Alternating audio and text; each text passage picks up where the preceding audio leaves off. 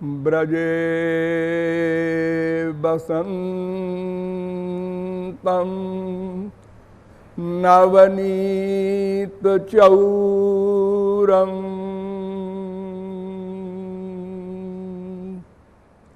गोपांगनानां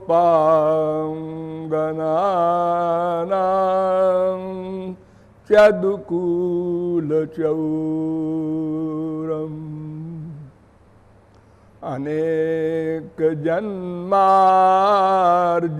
पाप चौरम चौराग्रगण्यं पुरुषं नमामि। कदा द्रक्ष्यामि नन्दस्य बालकं नीपमालकं पालकं सर्वसत्त्वानां लसत्तिलकभालकं नमः कमलनाभाय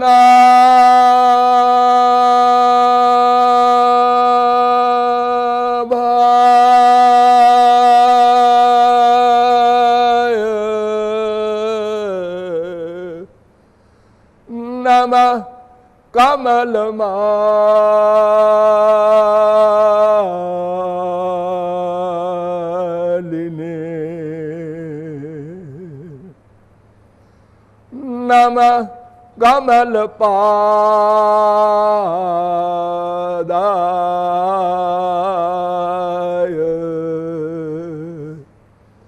नमस्ते कमलेक्षण। यो ब्रह्माणं विदधाति पूर्वं यो वै वेदांश्च प्रहिणोति तस्मै तग्वं हा देवमात्मबुद्धिप्रकाशं मुमुक्षुर्वै शरणमहं प्रपद्ये।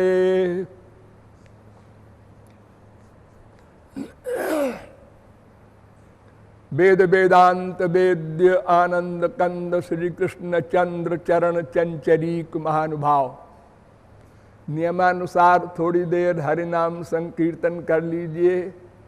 पश्चात कुछ कहा सुनी होगी।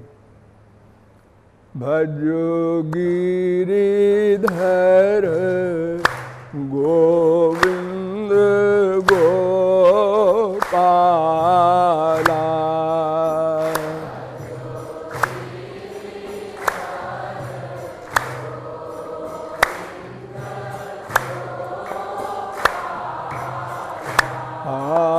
भजो गिरिधर गोविंद गोपाला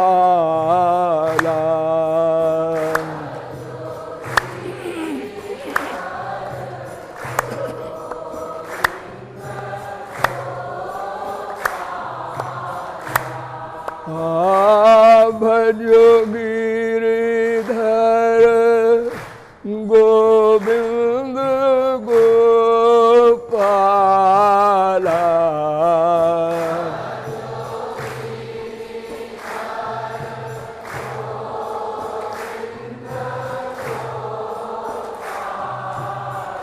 अरे भजो गिरिधर गोविंद गोपाला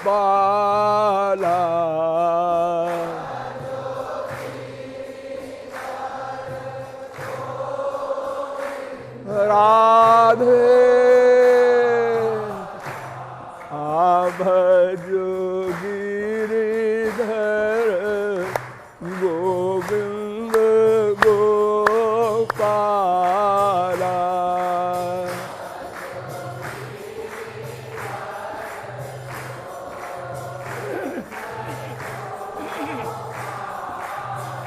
हरे भजो गिरिधर गोविंद गोपाला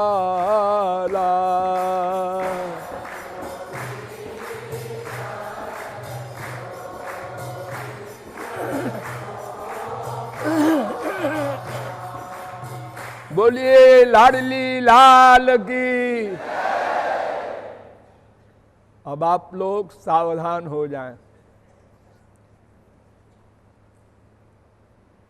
विश्व का प्रत्येक जीव अल्पज्ञ है। ज्ञौ द्वा बजा बीस निशा बजा ये का भोक्त भोग्यार्थ युक्ता। वेद कहता है, श्वेताश्वतरोपनिषद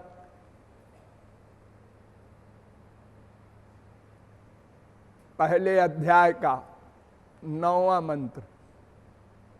एक ज्ञ है, एक अज्ञ है, अर्थात एक सर्वज्ञ है भगवान, एक अल्पज्ञ है जीव। तो विश्व का प्रत्येक जीव अल्पज्ञ है। मनुष्य हो, राक्षस हो, देवता हो, कोई भी हो, चराचरात्मक 84 लाख योनियों वाला सब के सब जीव अल्पज्ञ हैं और सर्वज्ञ होने को व्याकुल है। किंतु यह सौभाग्य केवल मनुष्य को प्राप्त है। केवल मानव योनि ऐसी है जिसमें हम सर्वज्ञ हो सकते हैं, यानी सर्वज्ञ को प्राप्त करके सर्वज्ञ बन सकते हैं। और किसी योनि में कर्म करने का अधिकार नहीं, देवताओं को भी नहीं, औरों को क्या होगा। इसलिए वेद कहता है, इह चेदशकद बोधुम प्राक शरीरस्य विश्रसः ततः सर्गेषु लोकेषु शरीरत्वाय कल्पते। ऐ मनुष्यो, सोचो तुमको कौन सा शरीर मिला है, इसकी इंपॉर्टेंस, महत्व सोचो। और इसी देह में उसको जान लो, उसको पालो। उसको माने भगवान को, सर्वज्ञ को। और अगर ऐसा नहीं किया तो सर्गेषु लोकेषु शरीरत्वाय कल्पते, 84 लाख योनियों में भटकोगे, दुखी होगे। कठोपनिषद के दूसरे अध्याय के तीसरी बल्ली का 4था मंत्र है। ठीक, उसको जानना चाहिए। कैसे जानोगे? उसी की वाणी है वेद, निश्वसित मत्स्य वेदा, उसके द्वारा जानोगे।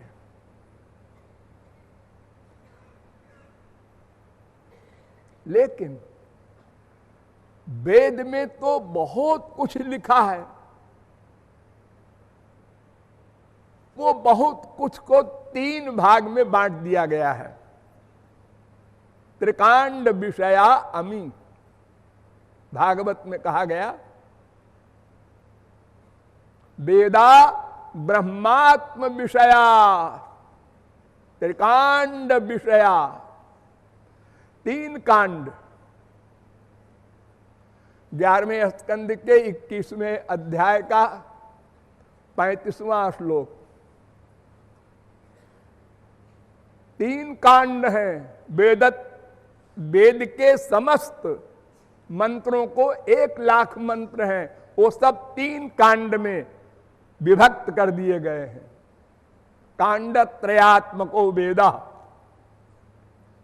कर्म कांड, ज्ञान कांड, उपासना कांड। ज्ञानं कर्म च भक्तिश्च। वैसे तो सर्वे वेदायत पदमामनन्ति एक सिद्धांत है वेद मंत्र का। कठोपनिषद पहले अध्याय की दूसरी बल्ली का 15वां मंत्र।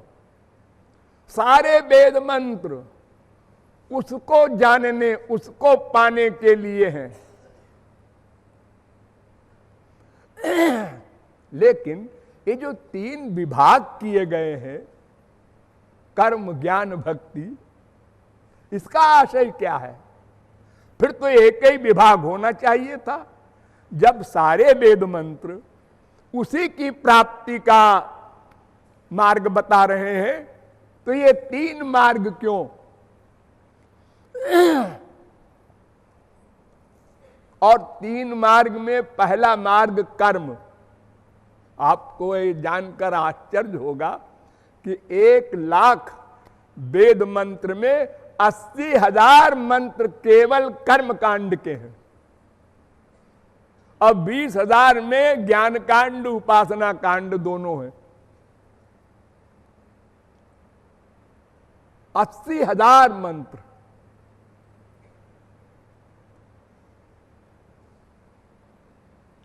और जबकि उन कर्मकांड के करने का नियम इतना कठिन है कि कलयुग में तो असंभव है। धर्म संपद्यते षड्भी रधर्मस्तु विपर्जया, भागवत। 6 नियम है, 6 धर्म के। नंबर 1, देश। किस जगह यज्ञ किया जाए? हर जगह नहीं कर सकते आप। किस जगह किया जाए, किस समय किया जाए, उसका भी मुहूर्त होगा। हर समय नहीं कर सकते। और किस द्रव्य से किया जाए, वो द्रव्य भी वर्णाश्रम धर्म के नियम के अनुसार कमाई हुई संपत्ति से युक्त हो। जो ब्राह्मण का कर्म है, जो क्षत्रिय का है, जो वैश्य का है, जो कर्म शूद्र का है, जो ब्रह्मचारी का है, जो गृहस्थी का है, जो वानप्रस्थी का है, जो सन्यासी का है, उस वर्णाश्रम धर्म के अनुसार नियम पूर्वक सही सही कमाई का पैसा हो, वो ऐसा द्रव्य हो। ये तीसरी शर्त। और कर्ता आस्तिक हो, श्रद्धावान हो। और मंत्र एक शब्द के, एक अक्षर के, एक स्वर में भी गड़बड़ी न होने पाए, ऐसा मंत्र का ज्ञाता हो यज्ञ कराने वाला। और कर्म भी, विधि भी सही सही हो। तो 6 चीजें 100% सही होनी चाहिए, तब वो कर्म धर्म कहलाएगा। तो उसका फल क्या मिलेगा? स्वर्ग। और अगर एक भी गड़बड़ी हुई कर्म करने में, यज्ञ करने में, तो यजमान का नाश कर देगा, उल्टा फल देगा। उल्टा, इतना परिश्रम भी किया और दंड भोगो।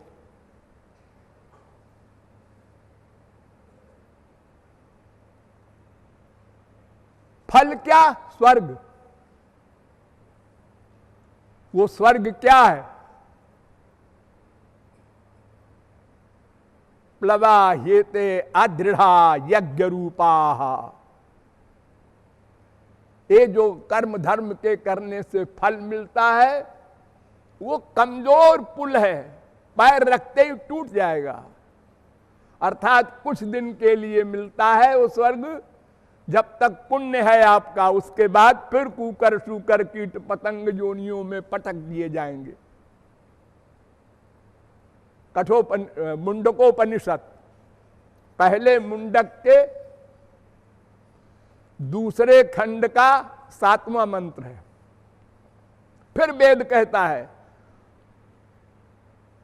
अविद्याया मंत्रे वर्तमाना स्वयं धीरा पंडितम मन्यमाना जंघन्यमाना पर्यंति मूढ़ा अंधे नैव नियमाना यथा अंधा। ऐ कर्म धर्म करने वालों, मूर्खो, तुम अविद्या से युक्त हो, अज्ञान से युक्त हो।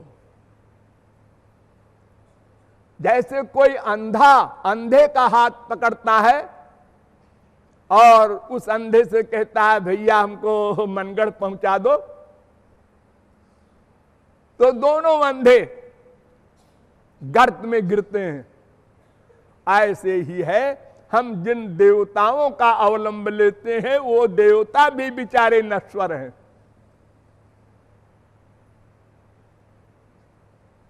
ये भी मुंडकोपनिषद पहले मुंडक का दूसरे खंड का 8वां मंत्र है।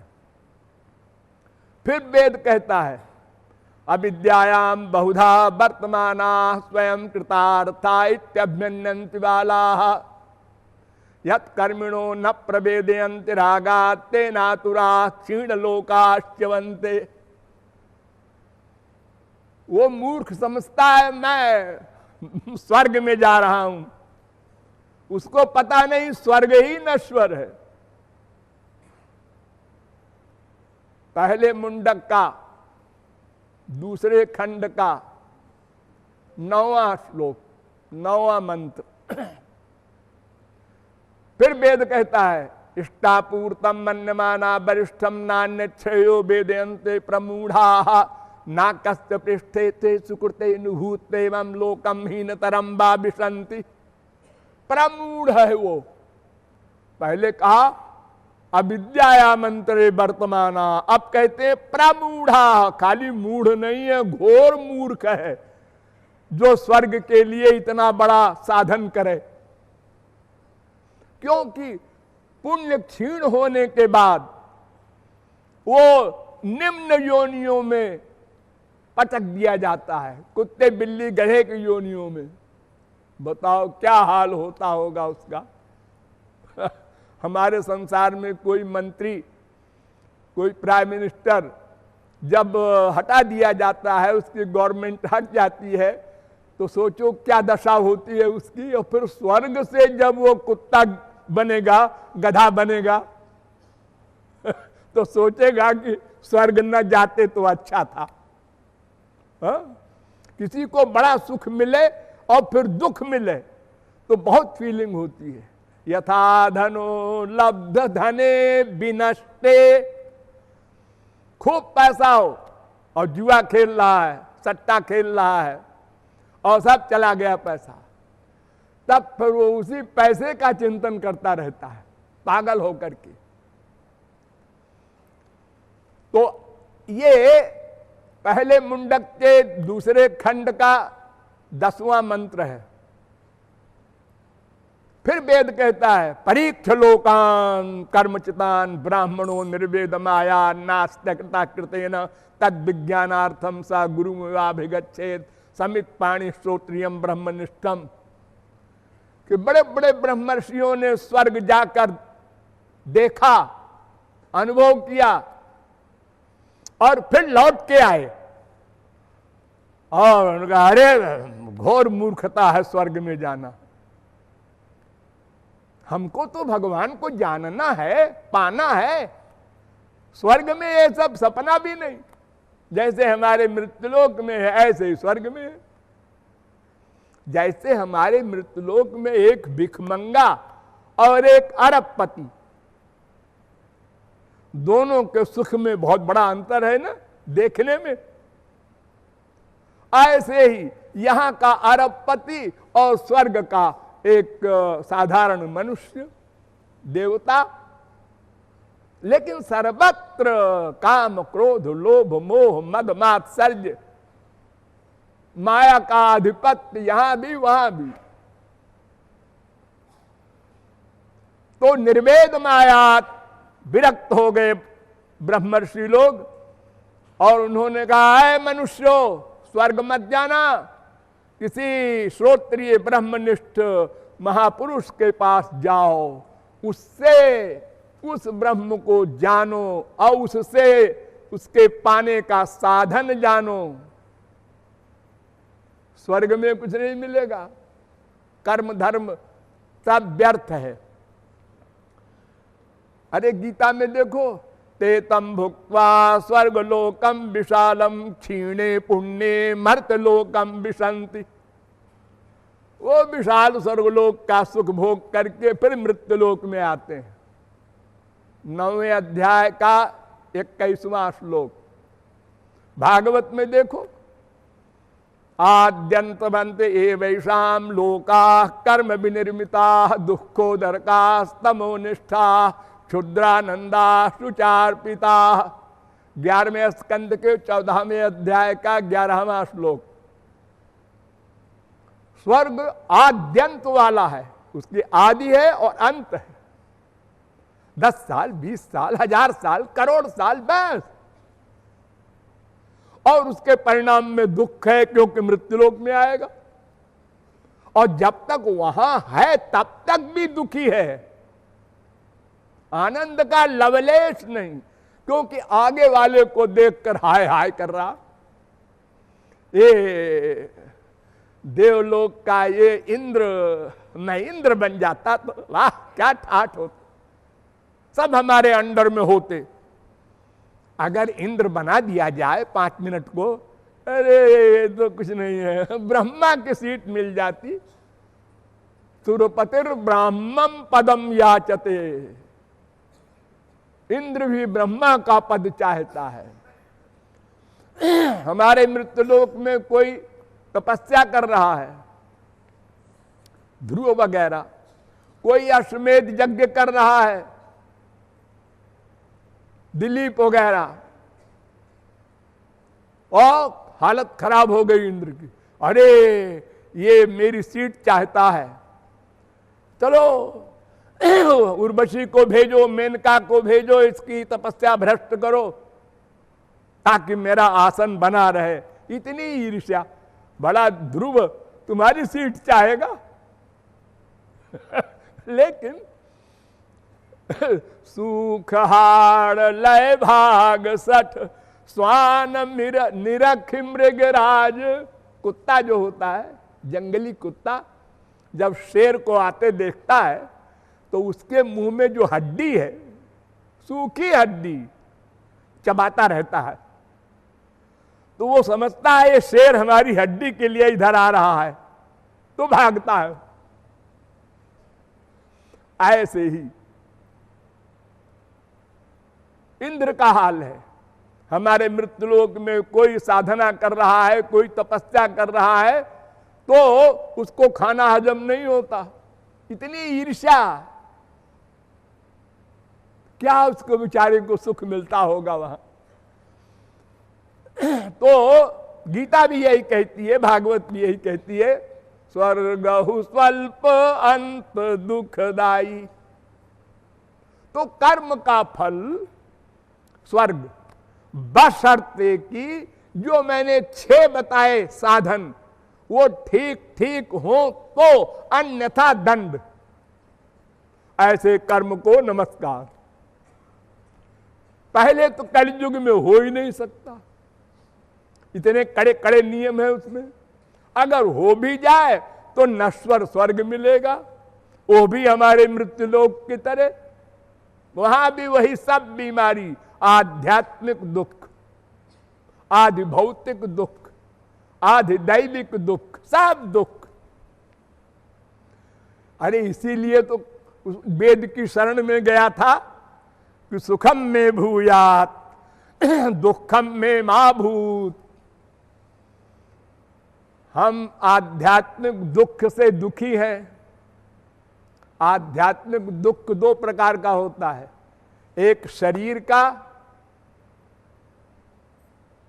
एक मन का। शरीर का दुख क्या, ये जो होता है रोग तमाम, फीवर वगैरह, फिजिकल बीमारी। और मन का दुख क्या, काम क्रोध लोभ मोह मद मात्सर्य। कितने हट्टा कट्टा स्वस्थ आदमी हो और उसके अंदर ये बीमारी मन की जो है नहीं गई तो क्या होगा? ओ खरबपति हो, उसको डिप्रेशन हो जाएगा, डॉक्टर साहब के पास जाएगा, सुख नहीं मिल सकता। एक बीमारी से ही नहीं सुख पा सकता, और जब तमाम कहां लगी कहूं कुरोग अनेका, काम बात कफ लोभ अपारा, क्रोध पित्त नित छाती जारा। तमाम मानसिक रोग हैं जिनसे सब दुखी हैं। कितने बड़ा धनवान, कितने बड़ा बुद्धिमान, कितने बड़ा रूपवान, जितने वान हैं सब दुखी हैं। शरीर बहुत बढ़िया है, ठीक है, ब्यूटी कंपटीशन में संसार में टॉप कर गया, लेकिन मन उसमें तो टेंशन है, तो फिर सुख कहां मिला? तो आध्यात्मिक दुख दो प्रकार का है, शरीर और मन का। और आदि भौतिक सुख जो दुख जो दूसरे से मिलता है। अच्छे खासे हम अपना राधे राधे कर रहे हैं, पड़ोसी का दिमाग खराब हो रहा है, क्या रात भर आप लोग राधे राधे करते रहते हैं, हमें नींद में डिस्टर्ब होता है। अब ऐसा करो कि इनको तंग करो,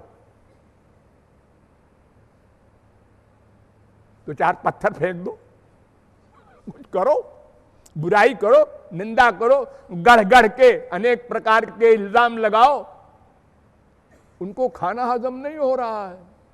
बैर अकारन सब काहू सो, जो करे हित अनहित ताहू सो। उनका नेचर है, जो काहू की सुनहि बड़ाई, तो सांस ले ही जन जूड़ी आई। और जो काहू की देख ही विपत्ति, सुखी हो ही मानहु जग नृपति। बड़े विभोर हो रहे हैं, उसका लड़का मर गया, वो दिवालिया हो गया। अरे तुमसे क्या मतलब है उसका? अरे मतलब तो नहीं है, लेकिन अच्छा लगता है, क्योंकि स्वभाव है, दुष्ट का स्वभाव है। तो इस प्रकार आप लोग समझ गए कि कर्म धर्म का पालन ही असंभव, और अगर हो भी जाए तो स्वर्ग मिलेगा, वहां भी सब दुख हैं। इसलिए कर्म धर्म के मार्ग को नमस्कार। अब दूसरा मार्ग पकड़ो, ज्ञान मार्ग। ये कैसा है? ये तो और कठिन है, इसकी तो कल्पना ही न कीजिए। कहत कठिन, समुझत कठिन, साधन कठिन विवेक, होई गुणाक्षर न्याय, जो पुनि प्रत्युह अनेक। कहना ही कठिन है। हाँ, कहो ज्ञान के विषय में क्या कहते हो? मैं ब्रह्म हूं। ब्रह्म, ये ब्रह्म क्या शब्द है? ये नाम है तुम्हारे ब्रह्म का? नहीं, नाम नहीं होता उसका, फिर ब्रह्म क्यों कहते हो? अच्छा, मैं क्या मैं? तुम भी ब्रह्म, हम भी ब्रह्म, सब ब्रह्म। हाँ, उपदेश किसको कर रहे हो? ब्रह्म ब्रह्म को उपदेश कर रहा है। अरे तुम भी ब्रह्म हो, हम भी ब्रह्म हैं, तो उपदेशक कैसे बनेगा कोई? सब बकवास, कहत कठिन। शंकराचार्य से पूछा गया कि भाई ये ज्ञान मार्ग जो आपका है, ये समझ में नहीं आता। तो उन्होंने कहा हां, नहीं आएगा। 4 साधन संपन्न हो जाओ, तब समझ में आएगा। शम दम। शम, शम क्या होता है? मन पर कंट्रोल। मन पर कंट्रोल, मन पर कंट्रोल तो ये परमहंसों को भी नहीं होता। ये मन पर कंट्रोल की बात करते हो। विजित ऋषि वायु भिरदांत मनस्तुर्गम, वेद स्तुति है कि जो इंद्रियों पर विजय प्राप्त कर लेते हैं वे भी मन पर कंट्रोल नहीं कर सकते।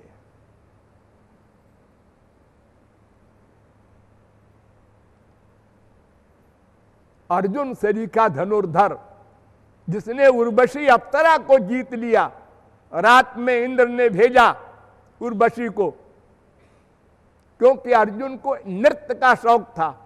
तो उर्वशी डांस कर रही थी तो इंद्र लगातार उसके पैर को देख रहा था कि कैसा थिरकता है पैर। इंद्र ने समझा कि ये उर्वशी पे आसक्त हो गया है। हाँ, ये दिमाग है स्वर्ग के सम्राट का। भेजा तो इंद्र ने कहा मैं तो इंद्र का लड़का हूं। अर्जुन ने कहा और तुम मेरी मां हुई, तुमको ऐसे नहीं आना चाहिए रात को हमारे पास। इतना जितेंद्रिय। द्रोणाचार्य ने सब शिष्यों की परीक्षा ली। पेड़ पर एक पक्षी बैठा है, हर एक से पूछा हाँ क्या है, पेड़ है, इसमें क्या है, पक्षी है, इसमें क्या है, आंख है, आंख में क्या है, एक कालिमा है, क्या देख रहे हो, ये सब देख रहे। अर्जुन से पूछा, उसने कहा मैं केवल कालिमा देख रहा हूं। इतना वशीकरण। लेकिन सब टेम्परेरी। अर्जुन से ये नहीं कहने की अर्जुन की हिम्मत पड़ी भगवान से कि हाँ हाँ ठीक है हमारा मन बस में है। भगवान से कहता है चंचलम हि मनः कृष्ण प्रमाथि बलवद दृढ़म तस्याहम निग्रहम मन्ये वायोरिव सुदुष्करम। वायु से बड़ा तेज वेग है मन का। ये महाराज ये नहीं मानता, मैं क्या करूं। और शंकराचार्य कहते हैं मन को बस में कर लो तो उसके बाद आओ हमारे यहां दाखिला लेने। शांतो दांत उपरत स्थितिक्षु। बताओ 6 अरब आदमी में आपको 6 आदमी भी नहीं मिलेंगे ऐसे जो सम वाले हो, जिनका मन पर कंट्रोल हो। तो कौन अधिकारी बनेगा उनके ज्ञान मार्ग का। तब वो सुनेगा था तो ब्रह्म जिज्ञासा, पहला ब्रह्म सूत्र। तो ज्ञान मार्ग तो ऐसा मार्ग है कि कलयुग में सर्वथा असंभव है। और अगर कोई कर भी ले तो पुण्य प्रत्युह अनेक अनेक विघ्न आएंगे उसके ऊपर। क्यों? इसलिए कि भगवान उसकी रक्षा नहीं करते, वो अपने बल पर चलता है। और भक्ति मार्ग वाले भगवान के बल पर चलते हैं।